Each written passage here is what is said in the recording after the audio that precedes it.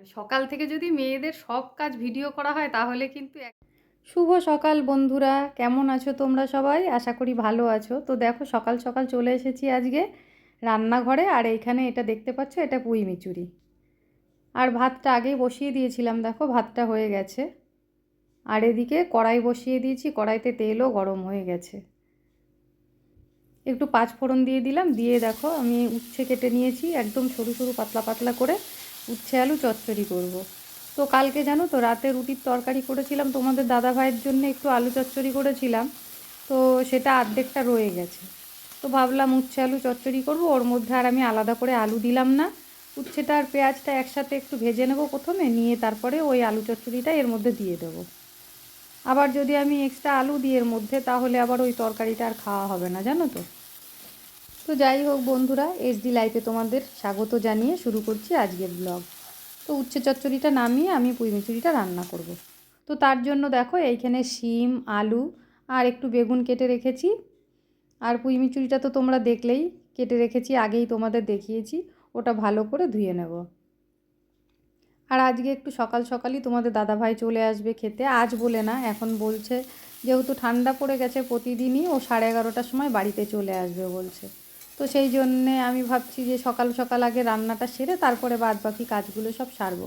আর এদিকে দেখো উচ্ছে চচ্চড়িটা নামিয়ে আমি পুঁই মিচুরি বসিয়ে দিয়েছি। আর প্রথমে একটু পাঁচফোড়ন ফোড়ন দিয়ে তারপর আমি সবজিগুলো দিয়ে দিয়েছিলাম। দিয়ে সবজিগুলো একটু নুন হলুদ দিয়ে ভেজে তারপরে কিন্তু মিচুরিটা দিয়েছি ওর মধ্যে। একটু জল দিয়ে দিলাম। এবার ঢাকা দিয়ে দিয়ে রান্না করবো। আর তোমরা দেখতে পাচ্ছ পাশেই একটা বাটির মধ্যে, ওটা আমি কি বেটে রেখেছি জানো তো? বাদাম বাটা। এই রান্নাটা না আমি আমার দিদির কাছ থেকে শিখেছি। এই পুঁই মিচুরিটা বাদাম বাটা দিয়ে রান্না করলে খুব ভালো লাগে খেতে। তো এখন পুঁই মিচুরিটা আমি ঢাকা দিয়ে দিয়েই, সেদ্ধটা যেই হয়ে যাবে তারপরে নামানোর কিছুক্ষণ আগ দিয়ে বাদামটা দেবো, কেননা বাদামটা আমি ভাজা বাদামই বেটে নিয়েছি, সেই জন্য আর এর সঙ্গে কষাইনি। তো দেখো পুঁই মিচুরিটা হয়েই এসছে। তো প্রথম দিকে দেখছি কি মনে হচ্ছিল যেন কেমন তাকিয়ে আছে, জানো তো, মিশছেই না মিশছেই না। পরে দেখলাম মানে নুন দিতেই আমি ভুলে গেছিলাম। তারপরে পরে আবার দিলাম, দিয়ে তারপরে এই দেখো তরকারিটা হয়ে এসছে। আর একটু শুকাবে, তারপরেই আমি এটা নামিয়ে নেব। তো যাই হোক বন্ধুরা, আমি ভাত বেড়ে মেখে রেডি করে রেখেছি। বাকি তরকারিটা আরেকটু শুকাতে শুকাতে ছেলেটাকে আমি খাইয়ে দিয়ে চলে আসবো। তো বন্ধুরা, ছেলেটাকে ভাত কটা খাইয়ে দিয়ে চলে এসেছি। আর এদিকে দেখো তরকারিটাও নামিয়ে নিয়েছি। আর আগেই ডাল করে নিয়েছিলাম, তোমরা দেখো পেঁপে দিয়ে ডাল করেছি আজকে। আর এই যে উচ্ছে চচ্চড়িটা। তো রান্নাটা আমার হয়ে গেল। খাওয়ার সময় একটু ডিম ভেজে দেবো, তাহলেই হয়ে যাবে।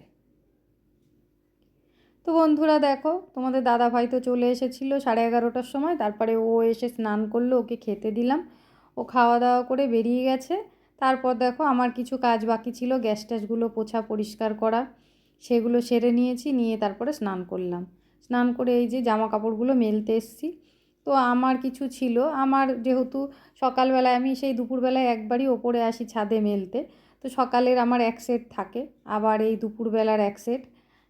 আর বাকি জামা প্যান্টগুলো তোমাদের দাদা ভাই এসে প্রতিদিন ওর পরা জামা কাপড়গুলো সঙ্গে সঙ্গে কেচে দেয়। খুব কম হয় এমন যে আমি কাচলাম। যেদিনকে ছুটি থাকে তার আগের দিন হয়তো আর ধুলো না, যে পরের দিন তো ছুটি থাকবে, আজকে আর ধোয়ার দরকার নেই। এবার সেদিন হয়তো আমি কেচে দিলাম, কিংবা ও সময় পেলে ও কেচে দিল, এরকম। তো বেশিরভাগটাই ও নিজে কেচে নেয় নিজের জামা প্যান্টগুলো। তো যাই হোক বন্ধুরা, এখন নিচে যাব, গিয়ে পুজো দেব। পুজো দিয়ে তারপর খাওয়া দাওয়া। ছেলেটাকেও আর একবার কটা ভাত খাইয়ে দেব। তো ও না সকালবেলার খাওয়াটা খায় সেই প্রায় দুপুর টাইমে। আর ওই টাইমটা খেয়ে তারপরে দুপুরবেলায় আর কারোর খিদে থাকে বলো? তো চলো বন্ধুরা, জামা কাপড়গুলো মেলে নিচে যাই। তো বন্ধুরা, দুপুরবেলায় ছাদে জামা কাপড় মেলে চলে এসেছিলাম নিচে। এসে তারপর ঠাকুর পুজো দিয়েছি, তারপরে খেয়েছি। আজকে খাওয়ার সময়টা আর তোমাদের সাথে শেয়ার করিনি। তারপর খেয়ে দিয়ে তো শুয়েছিলাম। সারাদিনের মধ্যে ওই টাইমটাতে রেস্ট। তারপর সন্ধেবেলায় উঠে আবার সন্ধে দিতে গেলাম। সন্ধে দিয়ে গোপালকে সেবা দিয়ে আমি অন্যদিন জামা কাপড়গুলো গুছিয়ে ফেলি। তো আজকে আর ওই সময় জামা কাপড়গুলো গুছাইনি। গোপাল সেবা দিয়ে ঘরে এসে বসে বসে ফোনটা একটু দেখছিলাম। তো সেই জন্য সেই সময় জামা কাপড়গুলো আমার আর গুছানো হয়নি। তো এখন এগুলো গুছিয়ে তারপরে যাব একটু রান্নাঘরে। চা করব, রোজকার মতন একটু চা খেয়ে তারপরে আবার রাতের রান্নার চিন্তা ভাবনা করব। আর এদিকে ছেলেকে জিজ্ঞেস করলাম চা খাবি নাকি, তো ও বললো না, ওর কাকি ওকে চা দিয়েছিল, কাকির ঘরে একটু চা খেয়েছে, খেয়ে একটু পরে আবার জিমে যাবে। তো বন্ধুরা দেখো জামা কাপড়গুলো সব আমার গুছানো হয়ে গেছে। আমি একবারে রাতের জন্য রেডি করে রাখছি বিছানা টিছানা। এখন ঝেড়ে ঝুড়ে তারপরে একটু ঘরটা ঝাড় দিয়ে নেব, নিয়ে তারপরে একটু চা খাবো, চা খেয়ে তারপর গিয়ে রান্না বান্না করব রাতের। তো আজকে রান্নার সেরকম চাপ নেই, আজকে শুধু একটু রুটি করব আর ভাবছিলাম একটু তরকারি করব। তারপরে পরে আবার চিন্তা ভাবনা করলাম আবার তরকারি করব, আজকে না হয় একটু তরকা কিনে আনতে বলবো। তো বন্ধুরা দেখো চলে এসেছি রান্নাঘরে, ঘর পরিষ্কার করে ঝাড়টার দিয়ে আর এসে এই যে একটু চা করে নিচ্ছি। তো ঘরে দুধ রয়েছে, আজকে একটু দুধ চাই খেতে ইচ্ছা করলো, তো সেই জন্য আমি দুধ চাই বসিয়েছি। তো তোমরা তো জানোই আমি এই চাটা যখন নিয়ে বসি টিভিটা চালিয়েই বসি, চা খেতে খেতে একটু টিভি দেখি। তা 3-4 দিন ধরে টিভিটা এমন অবস্থা হয়ে আছে না, মানে চলছে না, বন্ধ হয়ে আছে। কিসের জন্য হচ্ছে বুঝতেও পারছিলাম না। তারপরে আবার কাজলকে বললাম যে ওই লোকটাকে খবর দিতে, মানে ওই লাইনের লোকটাকে। তো ও আবার ফোন করলো, তো কিছুক্ষণের মধ্যেই চলে আসবে। তো চা করে নিয়েছি দেখো আমি, এবার নিয়ে যাই এটা ঘরে, কিছুক্ষণ বসি চাটা নিয়ে। আজকে আর টিভি দেখা হবে না, আজকে ফোনটাই ঘাঁটতে হবে চা খেতে খেতে। তো চলো বন্ধুরা চাটা খেয়ে নিই, খেয়ে তারপরে আবার কিছুক্ষণ পরে আসছি। আবার তো রান্নাঘরে যেতে হবে, রুটি বানাতে হবে। মানে রান্না রাতের জানো তো যেটুকুই থাকুক না কেন, যতক্ষণে না হয়ে যাচ্ছে ততক্ষণে মনের মধ্যে একটা মানে কাজ করে যে রান্না বাকি আছে, রান্না বাকি আছে, করতে হবে করতে হবে, তাই না? তো চাটা খেয়ে নিলাম, আর চা খেতে খেতেই ওই লাইনের লোকটা চলে এসেছিলো। এসে দেখলো টিভিটা চালিয়ে, তো বলল যে ঘর থেকেই প্রবলেম হয়েছে। ওই পেছন দিকের মানে সেট টপ বক্সের যে পেছন দিকে তারটা, ওই তারটা খুলে গেছিলো। তো উনি আবার সেটাকে ভালো করে লাগিয়ে দিয়ে চলে গেল। তো আমি আবার কিছুক্ষণ একটু টিভিটাও দেখলাম, দেখে এখন বাজে 9টা, আমি 9টার সময় আটাটা মাখতে বসেছি। আজকে যেহেতু একাদশী, ভাইয়ের একাদশী, সেই জন্য ভাই আর খাবে না, না হলে ওর জন্য আমার একটু সকাল সকাল রান্নাটা করতে হয়। আর আমরা তো তোমাদের দাদাভাই বাড়িতে আসে, তারপরে একসাথে আমরা খাওয়া দাওয়া করি 3জনা মিলে।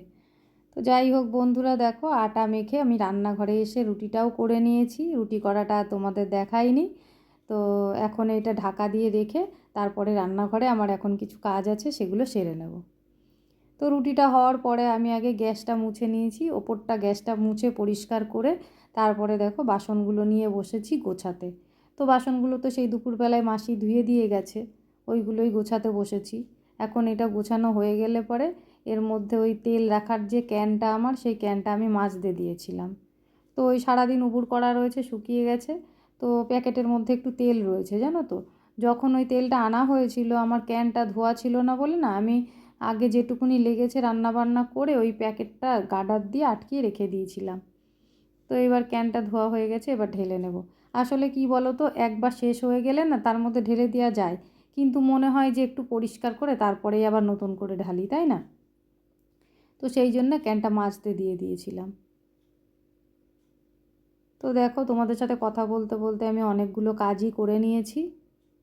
আর এই যে যে রান্নাঘরের যে কাজগুলো, এই মশলাপাতি ঢালাঢালি, তারপরে এই সব গোছানো, এই কাজগুলো দেখবে রাত্রে ছাড়া কিন্তু হয় না। এই কাজগুলো রাত্রে একটুখানি সময় নিয়ে ধৈর্য ধরে করা যায়। দিনের বেলায় এত তাড়াহুড়ো থাকে, আমি তো মশলাপাতি যাই আনা হোক না কেন রান্না বান্না করি, হয়তো দেখা গেল ঢালা নেই, ওই প্যাকেট থেকে খুলেই রান্না বান্না করছি, ওটাই গার্ডার দিয়ে হয়তো রেখে দিলাম। তারপর কি করি, সব নিয়ে সন্ধেবেলায় বসে তারপর গুছাই।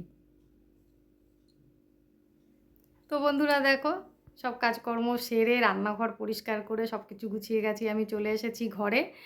আর সকাল থেকে যদি মেয়েদের সব কাজ ভিডিও করা হয় তাহলে কিন্তু একটা ব্লগ ধরবে না, আর কেউ দেখবেও না অত ধৈর্য নিয়ে। তো যাই হোক বন্ধুরা, আজকের ভিডিওটা তোমাদের কেমন লাগলো অবশ্যই কমেন্ট করে জানিও। আর চ্যানেলে যদি নতুন হয়ে থাকো চ্যানেলটাকে সাবস্ক্রাইব করে আমার পাশে থেকো। আর আমার পুরনো বন্ধু নতুন বন্ধু যারা আছো প্রথম থেকে আমার পাশে, তাদের অসংখ্য অসংখ্য ধন্যবাদ। তো আজকের মতন এই পর্যন্তই, চলে আসবো আবার নতুন কোনো ভিডিও নিয়ে, ততক্ষণের জন্য টাটা।